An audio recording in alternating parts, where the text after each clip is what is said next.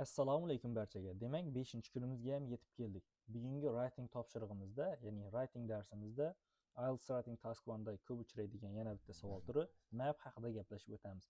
Map o'zbek tiliga xarita deb tarjima qilinadi va odatda infografikalar ham map orqali ifodalanadi. Demak, men tarmoqdagi ustozingiz Fozil Teacher bo'laman. Meni boshqa ijtimoiy tarmoqlarda ham kuzatib boring. Albatta, Instagram tarmog'ida, albatta mana YouTube ijtimoiy tarmog'ida va Telegram messenjerida. Xo'p, what is a map task? Ya'ni map topshirig'i, ya'ni map based task qanaqa bo'ladi o'zi? Eng birinchi bilib olishimiz kerak, bu qanaqa ko'rinishda bo'ladi. Bu yerda ikki xil map beriladi, ya'ni bitta joyning ikki xil shakli. Odatda o'tgan zamondagi shakli va hozirgi paytdagi ko'rinishi. Xuddi mana bu yerda misolda berilganidek. 2000-yilda Castellion shaharchasimi, hududimi va bugungi kundagi ko'rinishi. O'tgan zamondagi ma'lum bir paytdagi ko'rinishi va hozirgi ko'rinishi. Bu yerda biz nima qilamiz? Solishtiruv qilamiz. Bu topshiriqdagi asosiy narsa, biz solishtiruv qilishimiz kerak, ya'ni comparison. Nimalar o'zgardi, nimadir ko'chdi, nimadir qurildi, nimadir buzildi, o'rtadagi farq. Ayniqsa overviewda, endi overview haqida hali batafsil gaplashib o'tamiz. U introduction qanaqa yoziladi, overview qanaqa yoziladi, bu haqida hali batafsil alohida unaqa video darslar qilib boraman inshaalloh. Demak, tushunib olishimiz kerak, bu yerda comparison bo'ladi. Ya'ni solishtiruv bo'ladi. Ikkita mapdagi bir-biriga o'xshash narsalar va u yerdagi farqli narsalarni keltirib o'tishimiz kerak ekan. Xo'p, mana shartiga qarang. The maps below show changes in the Spanish city of Castellón in recent times. Ya'ni yaqin paytlardagi Ispaniyaning Castellón shahrinda bo'lgan o'zgarishlarni ko'rsatadi bu pastdagi maplar, ya'ni bu xaritalar deyapti. Summarize the information by selecting and reporting the main features and make comparisons where relevant. Demak, informatsiyani summarize qilishimizga qanaqa qilib, demak, asosiy featurelarni, ya'ni asosiy qismlarini report qilish va select qilish orqali informatsiyani summarize qilamiz, ya'ni xulosalaymiz va kerak joylarida where relevant, munosib joylarida comparison qilishimiz kerak bo'lar ekan. Ya'ni tushunib oldikmi? Bu yerda ikkita bir mana shu mapni o'xshash joylarini va farqli joylarini keltirib o'tamiz va ularni shaharlashdi yoki bo'lmasam industriyalashdi yoki va hokazo. O'zi rivojlandi, markazlashdi yoki ancha obodonlashtirildi tarzida biz ifodalashimiz mumkin. Modernized, urbanized, industrialized va hokazo so'zlar bilan hali bu haqida batafsil tanishib o'tamiz. Ya'ni overviewda beriladigan gaplarni. Bugun shunchaki map task nima ekanligiga asosiy mana shu savolga javob topib olamiz. Xo'p, bu yerda endi asosiy narsa hozir siz bilib olishingiz kerak, bu vocabulary. Ya'ni qanaqa vocabularylardan foydalanishimiz kerak. Siz bilasiz, bu yerda eng asosiy vocabulary bu change. Ya'ni nima o'zgardi. Comparison bo'lgandan keyin nimadir o'zgargan bu yerda, bo'lmasa comparison qilmasdik. O'tgan zamon va hozirgi zamon, endi ikkinchi xil holati ham bo'ladi. Bunda hozirgi payti va kelajakda bo'ladigan shakli. Bu endi kam uchraydi. Endi o'ziga yarasha mana shu yerda boshqacha grammatik vositalardan ham foydalanishimiz mumkin bo'ladi. Tushunarlimi? Ya'ni hozirgi va kelasi zamonni ulaganda boshqacha, ya'ni present simple va future simple lardan foydalanadigan bo'lsak yoki future perfect lardan foydalanadigan bo'lsak, hozirgi zamon va o'tgan zamonni o'zaro buni bog'lagan paytimizda, ya'ni ikkita mapni bu yerda past simple, present perfect mana shunaqangi zamonlardan foydalanishimiz mumkin. Endi asosiy e'tibor mana bu yerda vocabulary, ya'ni o'zgarishlar, qanaqa o'zgarishlar bo'lishi mumkin? Construction, albatta nimadir qurilishi mumkin. Ya'ni bu yerda build, construct, develop, add, introduce so'zlari ishlatilishi mumkin. Build bu qurmoq, construct ham qurilmoq, develop rivojlanmoq, ya'ni the area has been developed deyishimiz mumkin, ya'ni rivojlantirildi. A new building yoki a new sports area has been added deyishimiz mumkin, ya'ni yangi sport maydoni yoki sport inshooti, sport hududi qo'shildi yoki introduce degani oldin bo'lmagan, endi yangi qo'shilgan, yangi qurilgan bitta joy bo'ladigan bo'lsa xaritada mana shuni aytishimiz mumkin. A new a new car park has been introduced bo'lishi mumkin. Ya'ni tanishtirildi, ya'ni mana shu yangi qurildi degan ma'noni ifodalaydi. Keyin removal albatta. Removal bu nimadir olib tashalishi, ya'ni nimadirdan voz kechish, nimadir buzilishi tushuniladi removalda. Ya'ni mana remove bu albatta daf qilish deb tarjima qilsak ham bo'ladi, ya'ni yo'qotish. Demolish bu buzish, buzib tashlash, ya'ni turgan narsani tekisda buzish. Knock down bu ham qulatish, ya'ni bu ham buzish ma'nosini bildiradi. Boxda ham eshitgansiz knock down so'zini. Keyin replace. Replace da nimadir o'rnini oladi. Masalan, bitta fontan qurilgan, nimani o'rniga? Masalan, yangi fontan qurilgan bo'lishi mumkin. Bitta car parkning o'rniga masalan. Mana shu holatda biz replace fe'lidan foydalanishimiz mumkin bo'ladi. Xo'p, endi expansion yoki reduction. Bu yerda expansion nimadir kengayishi, ya'ni bitta hudud car park yoki garage bo'lishi mumkin, yoki sports area bo'lishi mumkin va hokazo, yoki shunchaki park, theater bo'lishi mumkin. Mana shunaqa hududlar expansion, ya'ni kengayishi yoki reduction, qisqarishi mumkin. Shu holatda mana shu vocabularyni qo'llasak ancha foydali bo'ladi. Expand kengaymoq, extend bu ham kengaymoq, enlarge bu ham kattalashmoq, kengaymoq. Shorten bo'lsa bu kichraytirish ma'nosini ifodalaydi, kichraytirmoq. Endi biz albatta vocabularyga gaplashadigan bo'lsak, albatta ularni joylashuvi haqida ham ma'lumot berishimiz mumkin bo'ladi. O'tgan zamondagi mapni aytmoqchi bo'lsak, past simple bilan, hozirgi zamondagi joylashuvni aytmoqchi bo'lsak, present simple bilan ifodalashimiz mumkin bo'ladi. Location and direction. Ularni demak, yo'nalishi yoki joylashuvi haqida albatta ma'lumot bersak bo'ladi. Chunki faqatgina nimadir qurildi, nimadir kattaytirildi yoki nimadir qisqartirildi emas, u shu yerda joylashgan yoki hozir shu joylashadi tarzida ifodalashimiz mumkin bo'ladi. To the north demak shimolida, to the south janub, east sharq, west g'arb, ya'ni nimadir sharqida, janubida, shimolida deb aytishimiz mumkin. Yoki in the north east shimoliy sharqida, south west janubiy sharqida va shunaqa. In the center a new car park has been built in the center of the map bo'lishi mumkin, yoki in the center of the city bo'lishi mumkin, yoki town bo'lishi mumkin. Shunaqa qilib ishlatish mumkin. In the middle bu ham markazda, o'rtasida. Along bo'ylab degani masalan there are new benches deyishim, masalan there are new benches along the river desak bo'ladi. Ya'ni yangi nimada mana shu daryo bo'ylab yangi nimalar bor, benchlar, o'rindiqlar bor.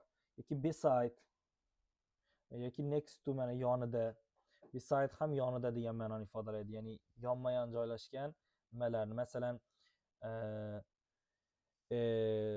a new sports area has been introduced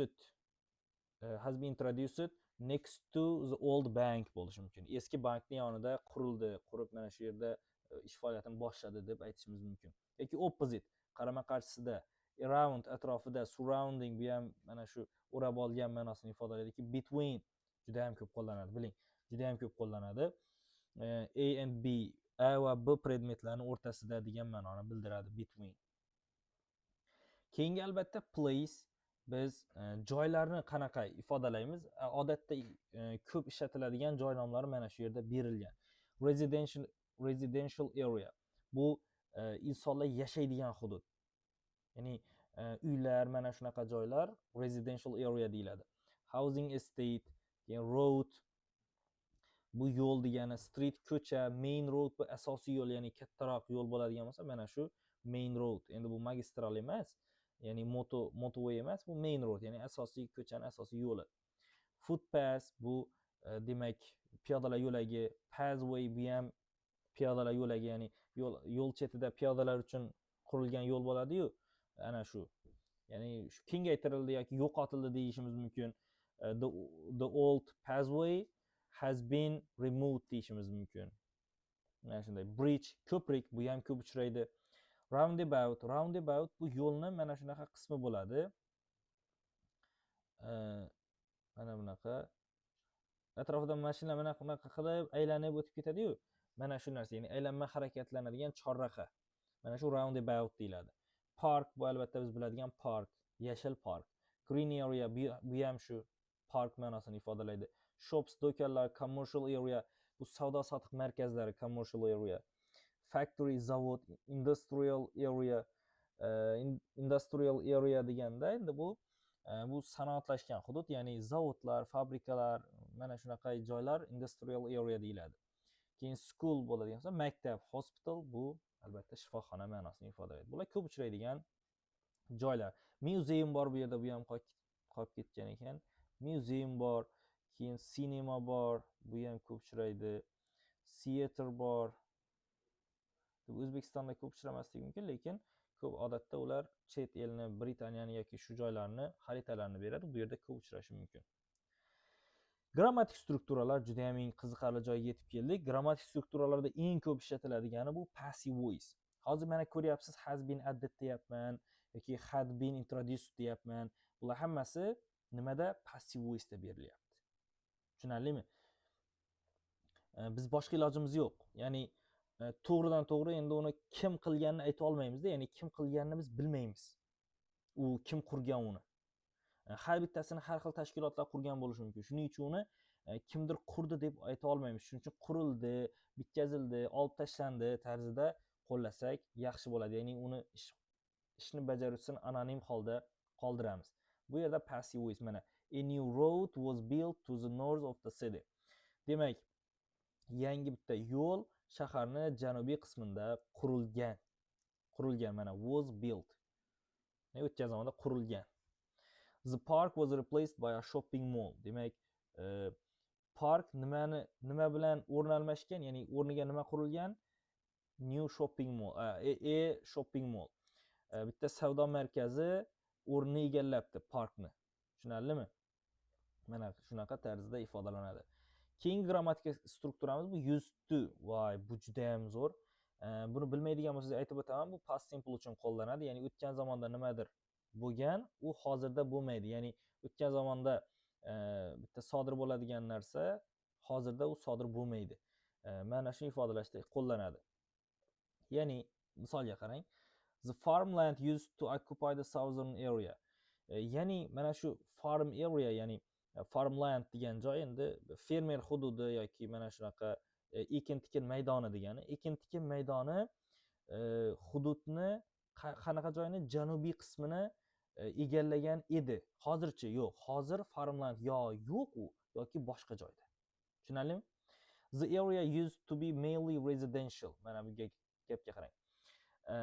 Bu hudud asosan aholi yashovchi hudud bo'lgan. Hozirchi used to dan foydalansangiz, hozir unaqa emas. Hozir demak u balki industrial areadir. Ya'ni iqtisod emas, industrial degani sanoatlashgan hudud, ya'ni sanoat hududi, ishlab chiqarish mavjud bo'lgan hududdir balki. Yashash uchun emas. Shunaqa tarzda qo'llanadi bu grammatik struktura. Albatta bilib qo'ying, formulasi mana subject, undan keyin used to, he, she bo'ladimi, you, we, they bo'ladimi, I-mi, farqi yo'q. Shuni o'rni bosuvchi barcha so'zlar bilan ham qo'llanadi used to. Hech qanaqa qo'shimcha qo'shilmaydi. Keyin to, keyin verb qo'llanadi ekan. Keyingimiz present perfect. Buni nimaga kiritdi deb o'ylanadigan bo'lsangiz, shunaqa xaritalar beriladi. Masalan, bu yerda past bor, ya'ni o'tgan zamon 2000-yil boya berilgani, endi today beriladi. O'tgan zamon va hozir. Bu yerda endi nimadir qurilganini ifodalash uchun biz o'tgan zamondan foydalana olmaymiz. Hozirgi zamonga uni aloqadorligini ifodalash uchun biz present perfectdan foydalanishimiz shart. Formula subject, undan keyin I, he, you, we, they bo'ladigan bo'lsa have, he, she bo'lsa has, keyin verb dan foydalanar ekanmiz. The area has undergone significant development. Undergone demak boshdan kechirdi degan ma'noni bildiradi. Ya'ni experience degani hudud bir e'tiborga molik anchagina katta bo'lgan nimani, developmentni, rivojlanishni boshdan kechirdi. ya'ni o'sha pastdan to mana shu paytgacha bo'lgan holatda boshdan kechirdi. Several facilities have been added. Bir qancha facility'lar, ya'ni mana bunaqa qulayliklar qo'shildi. Ya'ni shunga qo'shib berildi, ya'ni park qurilgan bo'lishi mumkin, nimadir. Demak, o'tgan zamondan hozirgi zamongacha bo'lgan o'zgarishni ifodalashda present perfect kerak bizga. Videomiz shu yerda o'z nihoyasiga yetdi. Demak, e'tiboringiz uchun rahmat. Albatta bu qisqa mavzu bo'ldi. Bu haqda hali bu qanaqa qilib yoziladi misollari bilan alohida mavzularda ko'ramiz. Chunki 50 ta darsga bo'lganman buni. Ya'ni task 1, task 2 ikkalasini. Hatto batafsil hali boshqa videolarda gapirib beraman. Demak, meni boshqa ijtimoiy tarmoqlarda ham albatta kuzatib boring. Ayniqsa Instagram ijtimoiy tarmog'ida qisqa, tez, odatda qiziqarli videolardan iborat u yerdagi kontent. YouTube bo'ladigan bo'lsa, bu juda ham foydali, zerikmaydigan, maqsadi aniq bo'lgan insonlar uchun uzun va batafsil ma'lumotlar mana shu yerda, ya'ni video tarzida beriladi. Keyin juda ham chuqurlashaman deydigan bo'lsangiz, albatta Telegram Messenger siz uchun chuqur tushuntirish, unga qo'shimcha tarzda misol va mashqlar berib boriladi. Barcha yangiliklar, o'zim haqimda ham ma'lumotlar mana shu Telegram Messengerda berib boriladi. Demak, siz tarmoqdagi o'qituvchingiz Fazil Teacher bo'laman. Xo'p, xayr, salomat bo'ling.